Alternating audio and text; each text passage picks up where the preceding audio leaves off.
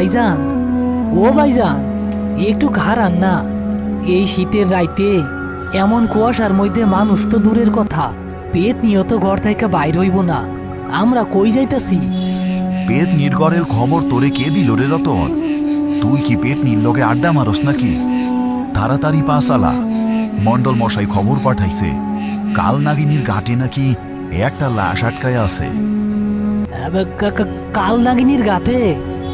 ভাইজান, আপনি কি পাগল হইছেন? ওই ঘাটে তো রাইতে মাঝিরাও নাও বিরায় না।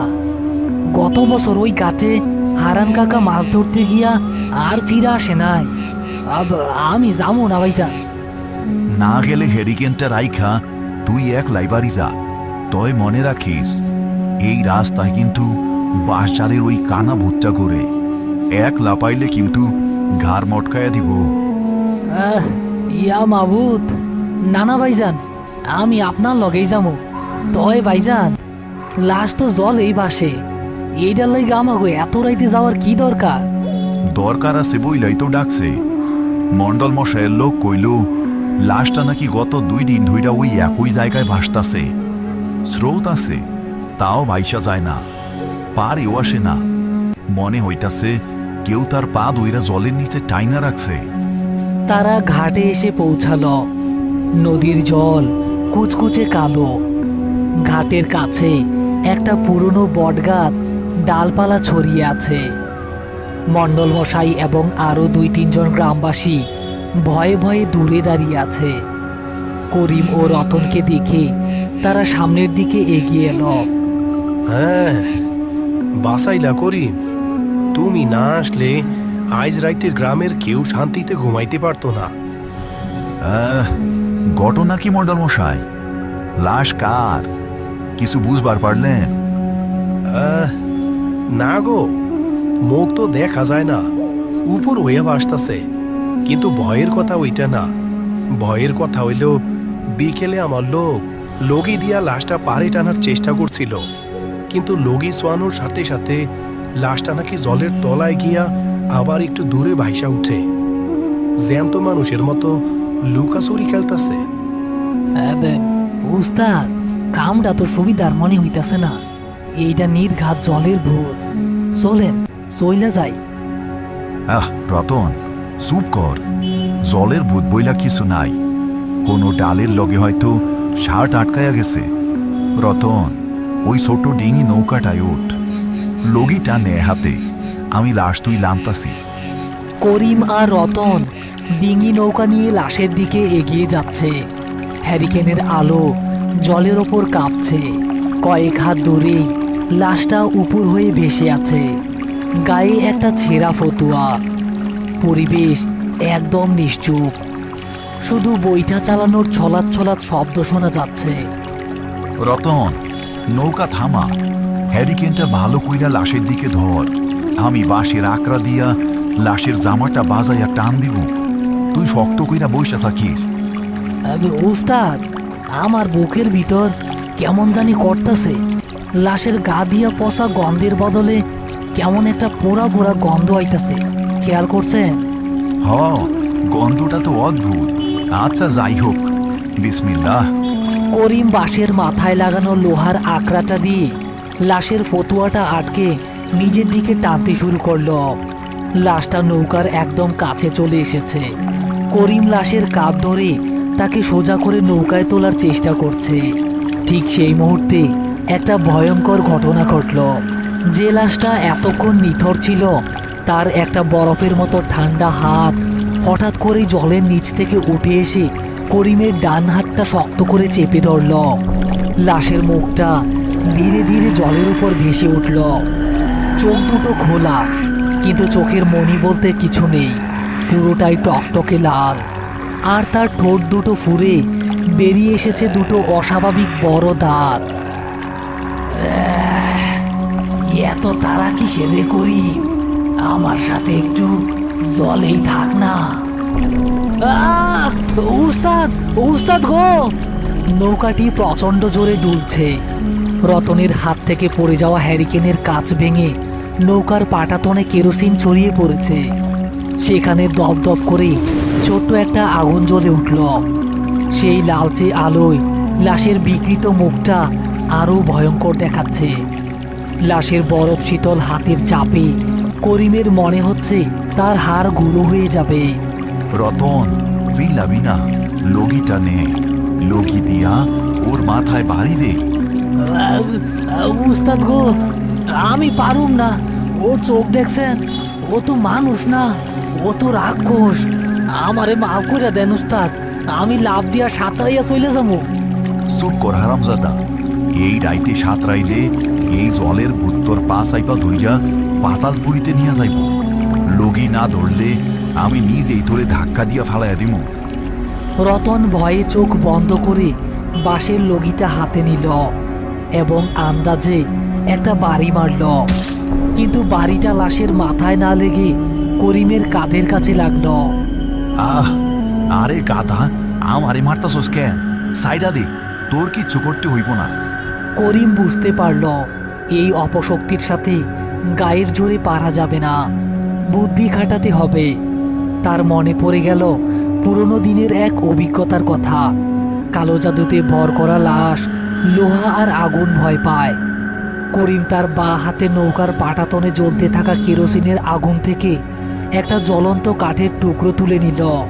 তুই জ্যান্ত না মরা আমি জানি না, তয় করিমের হাত ধইরা এই জীবনে কেউ পার পায় নাই। নে, খাই যা। করিম জ্বলন্ত কাঠের টুকরোটা লাশের সেই লাল চোখের দিকে চেপে ধরল। আগুন লাগার সাথে সাথেই জলের ওপর ছ্যাদ করে একটা বিকট শব্দ হলো। লাশটা কোনো মানুষের মতো নয়, বরং একটা বন্য পশুর মতো হিসি শব্দ করে উঠে বসল এবং তার হাতের মুঠোটা আলগা হয়ে গেল। রতন, বইটা মার, জলদি পাড়ের দিকে টান। রতন জীবন বাজি রেখে চোখ বন্ধ করে পাগলের মতো বৈঠা মারতে শুরু করলো। নৌকা তীব্র বেগে পাড়ের দিকে এগুতে থাকলো। পেছনে তাকাতে করিম দেখল লাশটা জলের ওপর সোজা হয়ে দাঁড়িয়ে আছে। তার অর্ধেক শরীর জলের নিচে, বাকি অর্ধেক ওপরে।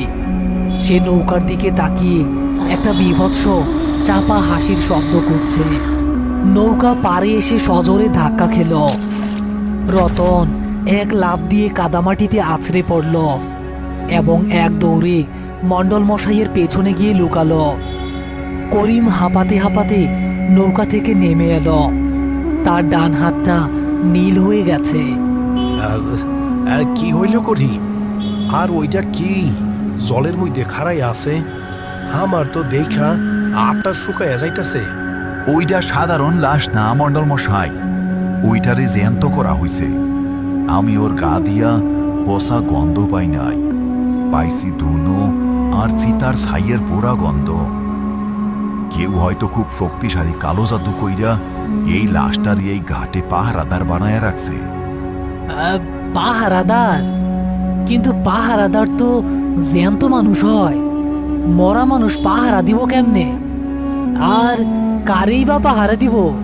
হ্যাঁ, এইটাই তো আসল রহস্যের রতন।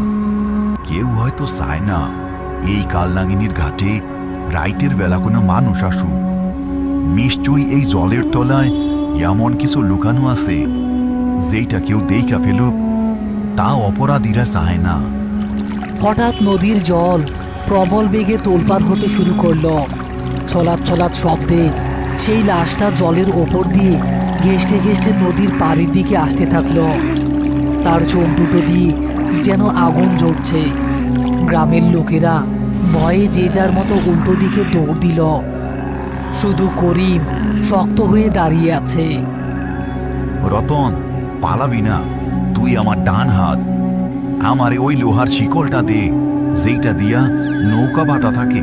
জলদি। রতন এবার আর না পালিয়ে কাঁপতে কাঁপতে নৌকার মোটা লোহা দিয়ে তৈরি নৌকোনের শিকলটা করিমের হাতে তুলে দিল। লাশটা কাদা মাখানো শরীর নিয়ে ডাঙায় উঠে এসেছে। তার মুখ থেকে সেই গড়গড় শব্দটা বের হচ্ছে। সে সোজা করিমের দিকে হাত বাড়িয়ে তেড়ে আসছে। আইস তোর জাদুর শিকড় আমি উপরা মুফাইতান। বিসমিল্লাহ। লাশটা করিমের উপর ঝাঁপিয়ে পড়ার ঠিক আগ মুহূর্তে করিম অত্যন্ত ক্ষিপ্রতার সাথে লোহার শিকলটা লাশের গলায় পেঁচিয়ে ধরল। লোহা ছোঁয়ার সাথে সাথেই লাশটার শরীর থেকে ধোঁয়া বের হতে শুরু করলো এবং সে ছটফট করতে থাকলো। রতন, ওর পা দুইটা ধর, ওরে জলের দিকে যাইতে দিস না। জল পাইলে ও আবার শক্তি পাইব। আচ্ছা উস্তাদ, ধরেন। রতন গিয়ে লাশের পা দুটো শক্ত করে চেপে ধরল। লাশের লাথিতে রতন দুইবার ছিটকে পড়ে গেলেও আবার এসে পা জাপটে ধরল। করিম শিকল দিয়ে লাশটাকে মাটিতে চেপে ধরে তার শরীরটা পরীক্ষা করতে থাকলো। হঠাৎ তার চোখ গেল লাশের গলার পেছনের দিকে। ঘাড়ের ঠিক নিচে একটা কালো রঙের বড় লোহার পেরেক অর্ধেক ঢোকানো আছে, যার মাথায় লাল সুতো পেঁচানো। পাইছি, এইটাই সেই শয়তানি জিনিস।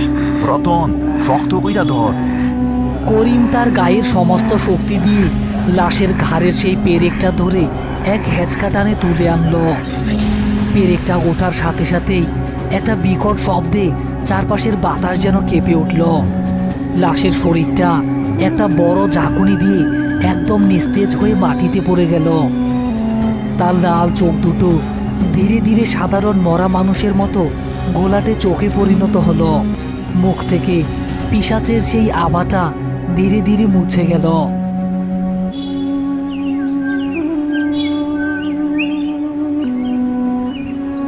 দেখছেন, রতন যদি আজকে এই লাশের পা ধইরা না রাখতো, এই ভূত কি আর কাবু হইতো?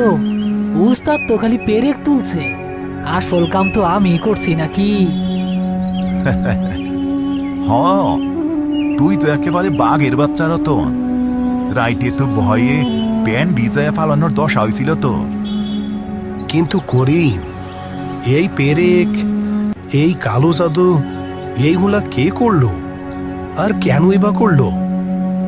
আমি কাল রাইতে কইছিলাম মন্ডল মশাই, এই ঘাটে রাইতের বেলা যেন কেউ না আসে, সেই জন্যই এই ভয়ঙ্কর ফন্দি করা হয়েছিল। আপনারা জলের তলায় জাল ফেলা দেখেন, নিশ্চয়ই কোনো সারাসোলানের মাল বা অন্য কোনো রহস্য লুকানো আছে। মণ্ডল মশাইয়ের নির্দেশে জেলেরা নদীতে বড় জাল ফেলে। কিছুক্ষণ পরে জালের সাথে টেনে তোলা হয় বড় বড় কয়েকটি কাঠের বাক্স, যার ভেতরে ভর্তি চোরাই সোনা এবং বিদেশি অস্ত্র। সবাই বিস্ময়ে হতবাক হয়ে গেল।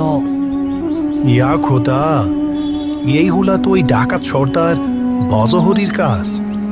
সেই তান্ত্রিক দিয়া এই লাশটারে বানাইছিল যাতে কেউ এই মালগুলার খোঁজ না পায়।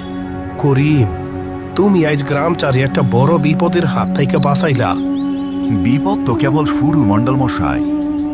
বজহরি যখন জানবো তার মাল ধরা পড়ছে, তার জাদুর পেরেক উপড়ানো হইছে, সে কি চুপ কইরা বসে থাকবো? তার লগে হয়তো আমাগো দেহা হইব খুব জলদি। উস্তাদ, উস্তাদ খারান, বজহরি ডাকাতের নাম শুনলেই তো আমার পেট মোচড় দিয়া উঠে। আপনি কি আবার কোনো নতুন বিপদে জড়ানোর প্ল্যান করতেছেন নাকি উস্তাদ? হ্যালো প্রিয় বন্ধুরা, আশা করি আজকের ভয়ঙ্কর গল্পটি আপনাদের ভালো লেগেছে।